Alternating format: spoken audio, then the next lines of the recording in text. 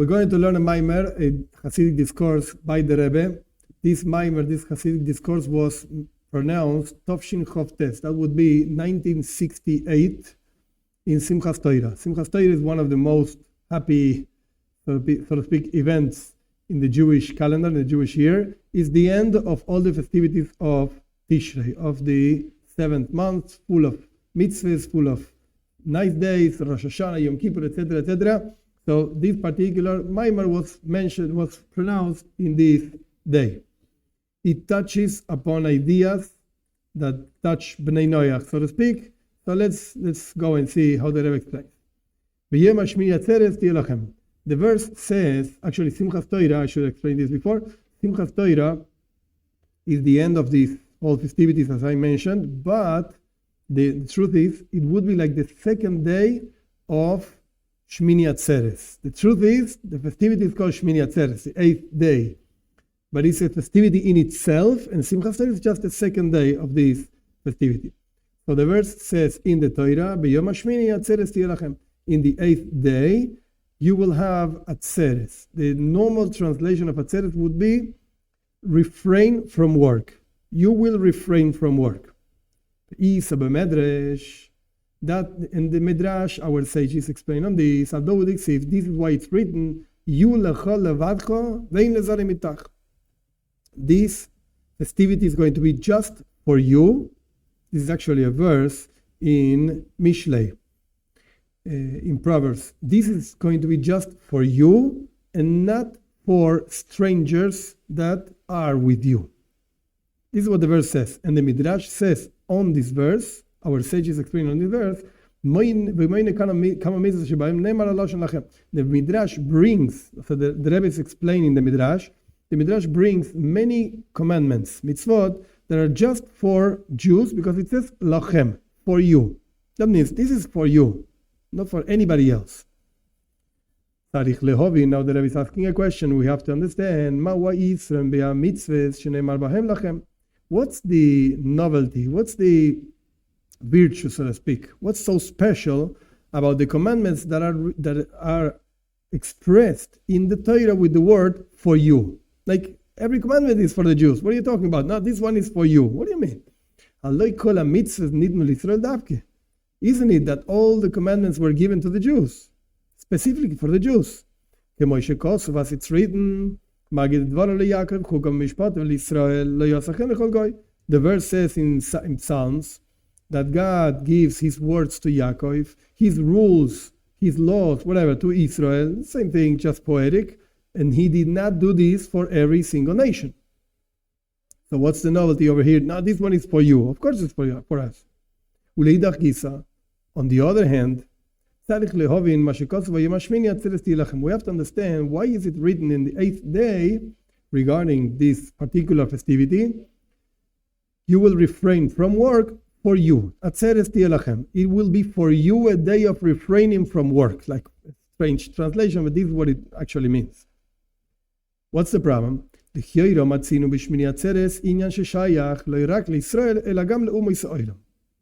Apparently, we find in this particular festivity, Shmini Atzeres, something that is not just for Jews, but also for the nations of the world.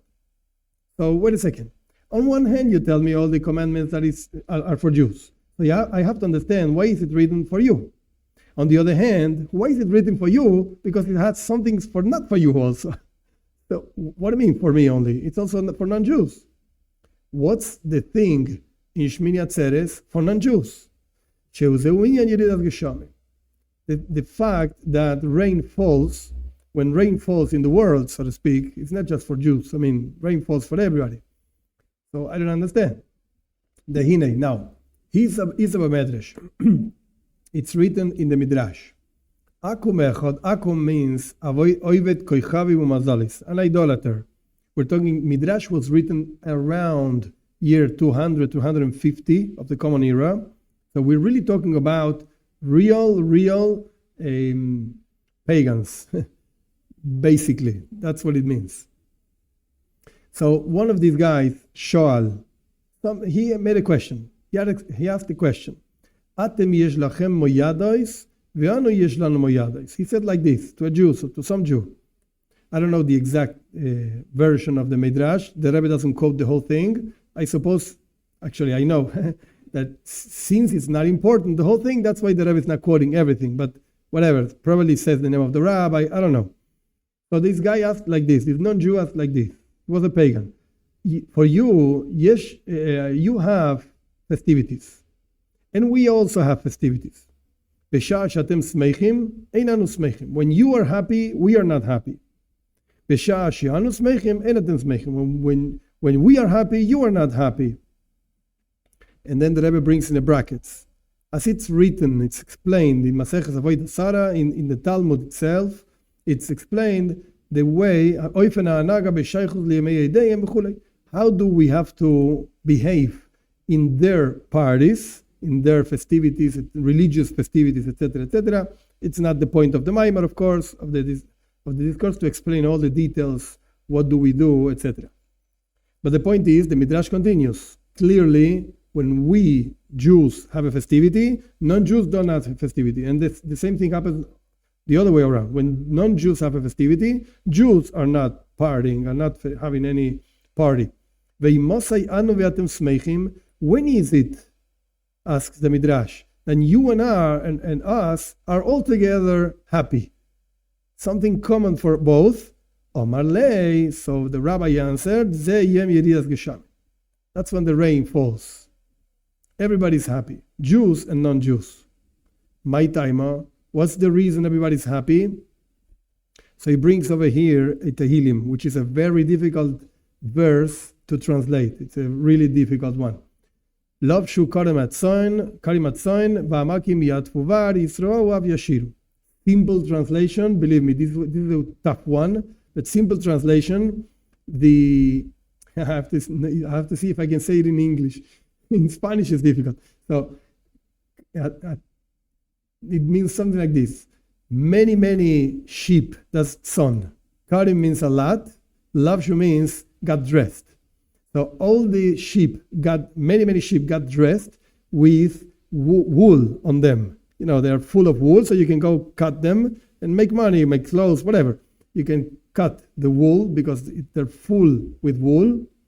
Va'amakim, and the valleys, ya'atfu var. They got full of produce in the fields. All the fields that usually are valleys, because it's easier to use a valley than a mountain to put product, whatever. They got full of product. Yisro'u, they make noise. What does that mean, they make noise? When the wind blows and you have wheat that is really mature in the fields, it sounds like they're making noise when the wind blows. One way, the other way. Af yashiru, it even sounds like singing. It's apparently they're singing. The wheat is singing in the fields. That's what it's saying. What's written after this verse?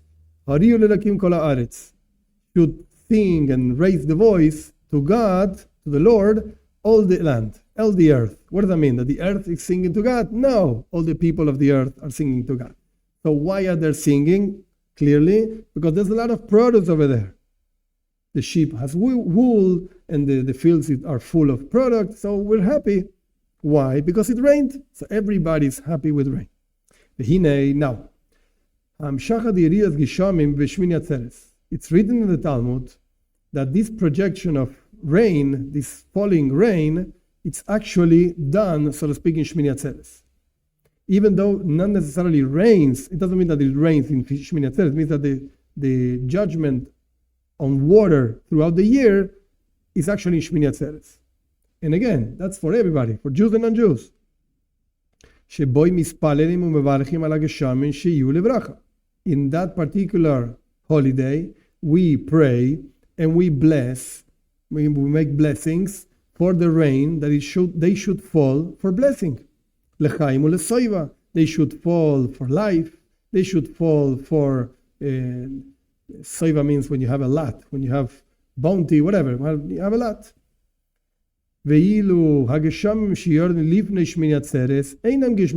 However, when the rain falls before Shmini Atzeres, he's talking about the land of Israel, of course, it's not really a blessing. Like in the middle of the summer, you don't want rain. You actually want a lot of sun in the fields to dry the product of the wheat, etc., etc. So that afterwards you put it inside the place where you actually store the grain, etc., and then you sell it, whatever. But if it rains in the middle of the summer, actually in Eretz Israel never rains in the middle of the summer, that's the signal that is not a bracha, it's not a blessing. So when is it a blessing? From Shmini Atzeres on, from autumn, so to speak, on. כיוון ששמיני עצרת הוא יום ירידת גשמים שכולם אנו ואתם שמחים בוי. And because Shmini Atzeres is the day, so to speak, quote unquote, that starts raining, everybody's happy in this day. צריך להבין, we have to understand. מהו העניין שנאמר ביום שמיני עצרת תהיה לכם? Why is it written that Shmini Atzeres is going to be for us, for Jews? יהיו לך ולבד חברים לזרים איתך. It's going to be just for you and not for the strangers with you. Point. This is chapter 1. And again, the Rebbe is basically asking a double question. On one hand, we know mitzvahs are just for Jews. Very nice, we got it. And therefore, we have to understand why is the Midrash, why our sages are so precise, so to speak, to say, oh, look, it's saying that this mitzvah is for you. Yeah, it's for you and nobody else. We know that. All the mitzvahs are just for us. And on the other hand, if all the mitzvahs are just for us, why do we find in Shmini Atzeres that it says for us, and particularly this mitzvah is for everybody? Because it has the whole thing of rain, that it's for everybody and everybody's happy. And it's not just an idea that the Rebbe is saying, yeah, everybody's happy. He brought a midrash. The same midrash that says this is just for Jews says everybody's happy, Jews and non-Jews, because there's rain.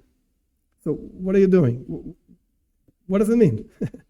These are the questions. Base. Second chapter. The idea over here is like this. Now,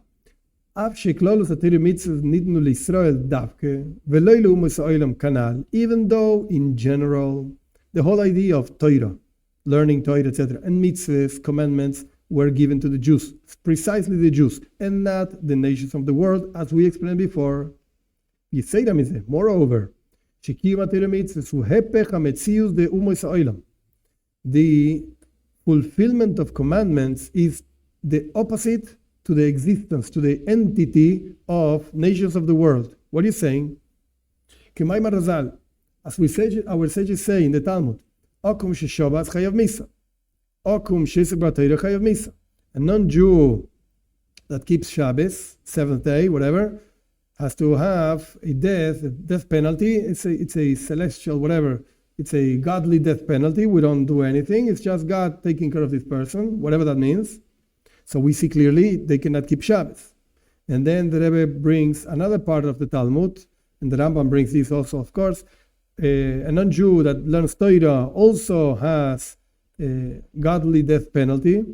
So again, not only that the commandments were given for Jews, they're really opposite of non-Jews. If the non-Jew starts doing it, he receives a punishment from God. It's opposite his own existence. Mikol Makem, however, there are certain commandments that also have a relationship with non-Jews. It's not like black and white, nothing or everything. No. It doesn't work like that. Which are these commandments? The 7 commandments given to Bnei Noach, the children of Noach. Look at these words, very strong.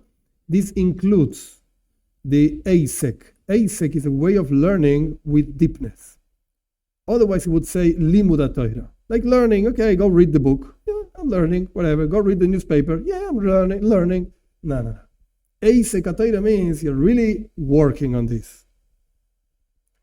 So, again, we have 7 mitzvahs de Bnei Noach, 7 commandments given to the children of Noach. This includes deep learning of Torah. Look at the Rebbe is like very stressing many times the same idea. You have to learn the laws, halachos, the laws of those 7 commandments, and you have to be expert on them. Not just saying, yeah, I read it once in my life, I know. No. You have to be an expert. On this, our sages said, even if you're talking about an idolater, like real idolater, and he is oisek, learns with deepness. Torah, the mitzvahs didu, the Rebbe adds in parentheses, very interesting. According to their commandments, but it's in parentheses. It's a very interesting thing. The Rebbe should have said it. Apparently, I'm not the Rebbe, of course. The Rebbe should have said, this is part of the Talmud itself. These words come from the Talmud, that when is a non-Jew called like a high priest, as the Rebbe is going to say, quote, in a second, when he's learning the 7 commandments. But the Rebbe put it into parentheses. I don't know why. He shouldn't have put the parentheses. Just say it like that. The parentheses over there, I don't know. Could mean many things. I don't know. The truth is, again, I repeat it. I'm not the Rebbe. I don't know what he meant. But it means, like, go learn Torah. So a non-Jew, and he quotes this particular version of the Talmud, as mentioned many times. People don't know about this. But the Talmud itself went through many stages of censorship throughout ages. Talmud was finished around 450 of Common Era. Rav Ashi, Ravina, then other rabbis, Rabbanan Savoirai, whatever. And when it was closed, nobody knows the real original version of certain words, certain places. Most of it, yes, it's known. But certain words, certain expressions, we don't know. Why? Because the non-Jews didn't like when the Jews started talking about the non-Jews. In any case, sometimes Christianity, and sometimes not even mentioning Christianity, but they thought they were talking about them, so they didn't like it, and they started changing things. Otherwise, burn the whole thing. So Jews said, okay, you know what? I don't care. Put whatever you want. You want to say pagan, say pagan. You want to say non-Jew, say non-Jew. You want to say Christian, say Christian. I don't care. But let me learn my Torah. Don't burn me my books, so to speak. So again, the Rebbe over here is choosing a very, very precise version of the Talmud. It's oivet koichovim, an idolater. He could have said nochri, non-Jew. He could have said ben noach, no, idolater. An idolater is deeply learning Torah in his commandments, 7 commandments. Hu kekoyin gadol. It's like a high priest. So we see that they do have some relationship to Torah. Not just, again, black and white. No Torah, no. Wait a second. He's like a high priest. And this also has a relationship with the Torah and the commandments as they are for the Jews.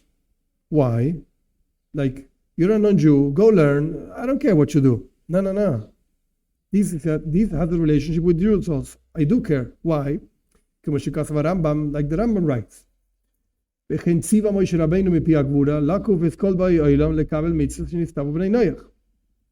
Rambam writes that Moshe Rabbeinu commanded us from the mouth of God to force, that's the word, to force all the people of the world. Called by Oila means everybody. Jews and non-Jews, everybody. Of course, talking about non-Jews, but means everybody. To accept the commandments that were given to Bnei Noach, to non-Jews. So it's not just an issue for non-Jews. Like, again, go learn Torah, don't bother me. No. It's also for Jews. Moreover, says the Rebbe, the non-Jews, Bnei Noach, have to keep, see that Rebbe doesn't say akum now. Doesn't say oivet kichavim, idolater. Now he's talking about Bnei Noach. He's going further like in Kedusha, in sanctity, so to speak. Bnei Noach have themselves, they have to keep these commandments because tziva b'ayin HaKadosh Baruch Hu b'Torah. This is the language of the Rambam. Because God himself commanded this in the Torah, and he told us, he let us know to the Jews, through Moshe Rabbeinu, etc. So what's the reason why a non-Jew should keep the Torah? Because the the Jewish Torah says the non-Jews have to keep the Torah. In other words, this is the message of the Judaism for non-Jews. It's not something like separated from Torah. Like there's a Torah for Jews. We learn a lot of very interesting things. Non-Jews? Yeah, I don't know. Go learn something. No. It's one Torah. It's one thing. Has a message for Jews, message for non-Jews. And the Jews are, in the language of the Rambam, are commanded to force non-Jews to take these commandments and learn them, of course. Nimtza comes out. There's in the Torah, and there are mitzvahs, commandments from God that have a relationship with the nations of the world. And there are certain things that are only for Jews and not for the nations of the world. And within this thing itself, it's not only that we do not force non-Jews to accept the whole 613 things, whatever they are. No. We don't force. Not only that, moreover, we don't let them do them. If you see note 14, he's quoting the Rambam. The same thing, like the same place where the Rambam is saying all the non-Jews have to keep the mitzvahs of Bnei Noach, and the Jews have to go and force them. In the same place it says, wait a second, a non-Jew wants to keep mitzvahs? No. No, this is not for you. We don't let you do them. To the point that this is something against their own existence, as mentioned. So, let's stop just a second here. Something very important to mention. The Rebbe is it's like putting everything into one bag. I don't know why the Rebbe did this, but the point is like this. We're saying, in chapter 2, so to speak, we're saying there's a relationship of non-Jews with Torah. Yes. What's the relationship? They should be bakis, says the Rebbe, should be experts in their 7 commandments. Very nice.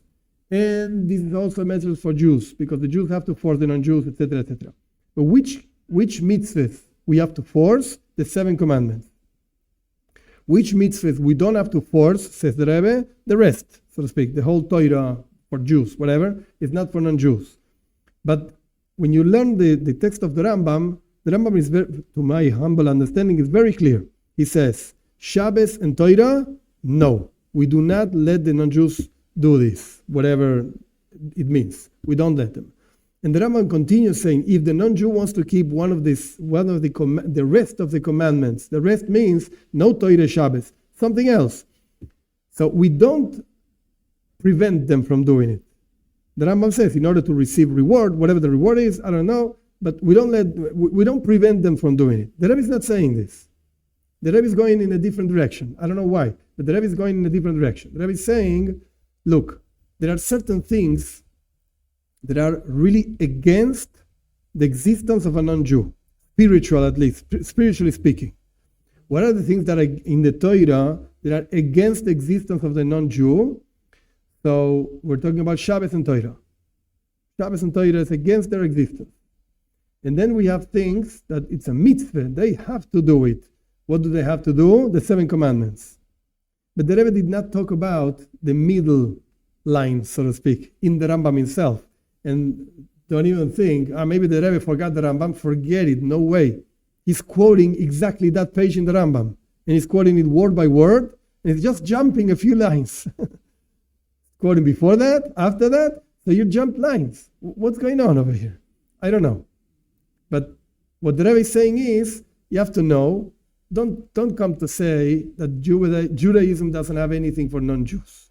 No way. And just to connect it to the first chapter, clearly, how do I say this? The world, I don't know, it's not the language of the Maimer, but the world is for Jews and non-Jews, clearly, because there are Jews and non-Jews. And the benefits, so to speak, of the world and the blessings God gives to the world are for Jews and non-Jews. And that's reign, so to speak. The idea of reign. The Rebbe is just going a little bit deeper into, okay, let's go to the Torah part of the world. The rain part, I got it. That's for Jews and non-Jews. What about the Torah part? Okay, so the Rebbe says there are things for Jews and things not for non-Jews also. Gimel, 3. What's the source of all of this? Because in chapter 2, if you see, the beginning says, the thing is like this. This is like a summary of what the Rebbe is going to explain. And now he's going to explain. What's the source of this? Like, you have things for Jews, things for non-Jews. Explain to me a little bit deeper. This is what he's going to do now. In the Torah itself, you can find two things. What's the first thing? The Torah has a relationship with the world, and it actually affects the world. As the Zohar says, God looked into the Torah and created the world. That's one thing in Torah. The relationship with the world, like a concrete, practical relation. Don't steal, don't do, etc., etc. The second thing is, like the Torah is by itself, for itself. This is something hidden from the eyes of anybody. This is a verse in Eov. And it's interesting, Eov was a non-Jew, and he's saying, look, the Torah is something very high, very hidden. And another verse from a different place. The Torah is something that generates pleasure on God, and God is looking at the Torah and having pleasure in the Torah.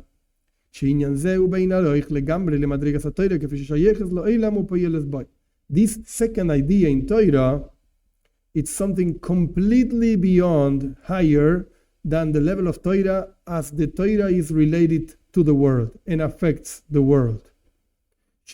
That's why David HaMelech was punished because he called the words of the Torah with the word singing, zmires, songs. As it's written, in Psalm also, songs were for me your laws. Why was David punished? Because he called the Torah songs. The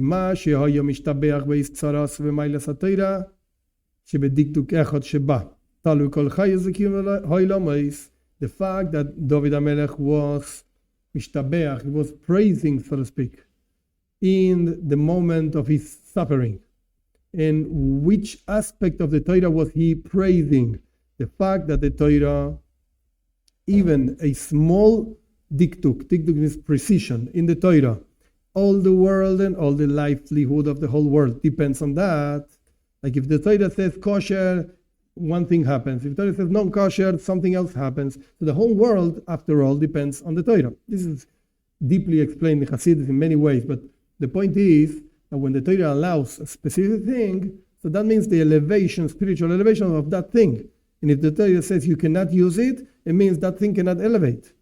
So one comma, so to speak, in the Torah dictates what's going to happen in the whole world.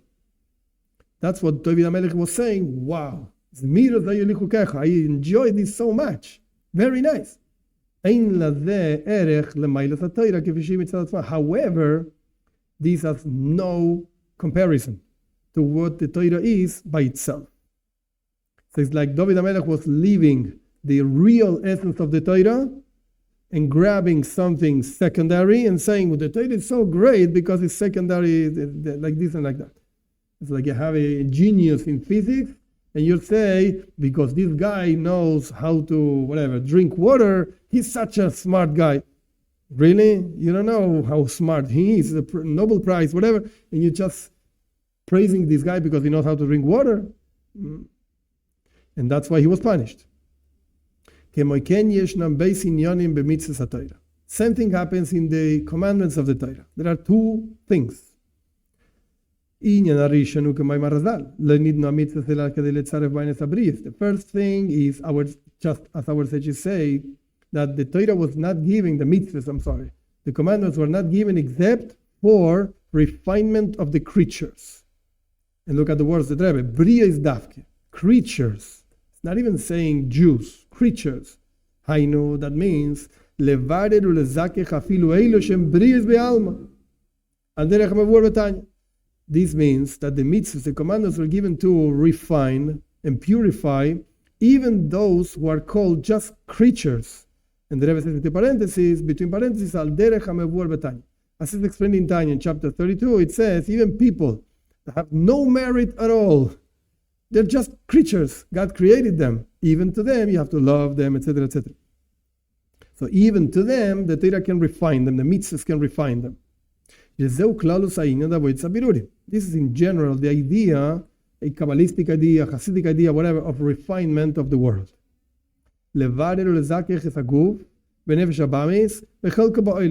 You have to refine and purify, whatever, the body and the animal soul and your portion of the world.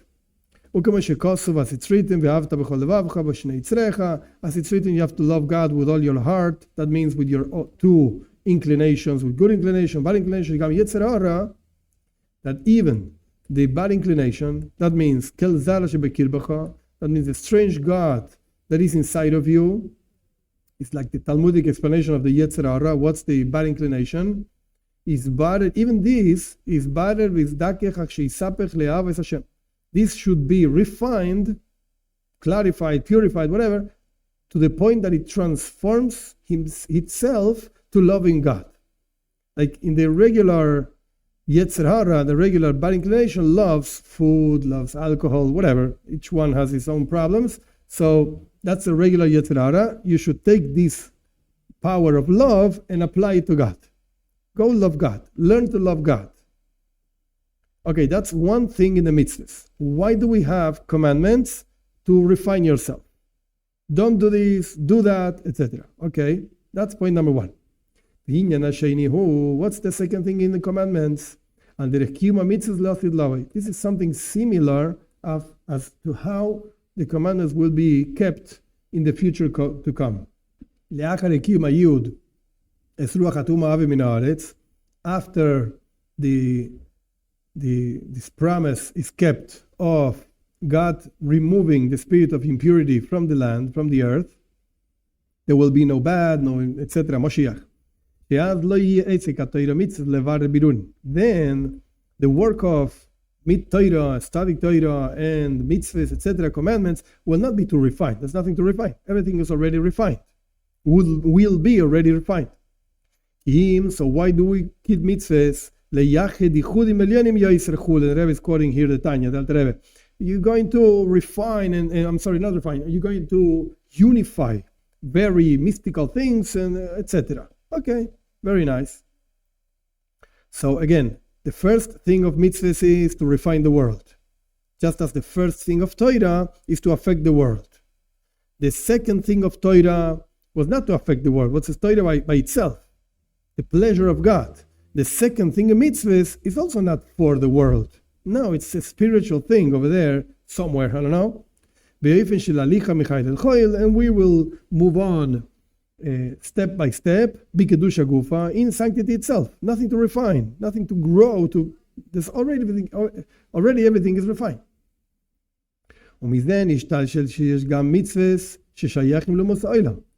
From this also comes out that there are commandments that have a relationship with the nations of the world. Why? Just as there are two things in Torah, two things in mitzvahs, there are two things, so to speak, in people. This fact that there are commandments that the Torah gives for non-Jews, that comes from the Torah as it is for the world, and the mitzvahs as they are for the world. And there are commandments that are only for Jews. These relates to the Torah mitzvahs as the Torah mitzvahs are for themselves, not for the world. The Rebbe explains even further, beyond the world. That's the level, spiritual level of the Jewish people. With whom did God consult whether to create the world or not? With the souls of the righteous people. tzaddikim. That means the souls of the Jewish people, etc., etc. So the Rebbe explained, we didn't finish, but the Rebbe explained over here. So again, there are two aspects of Torah, two aspects of mitzvahs, and from these two aspects comes out, so to speak, two messages of Judaism. There's a message for Jews, and there's a message for non-Jews.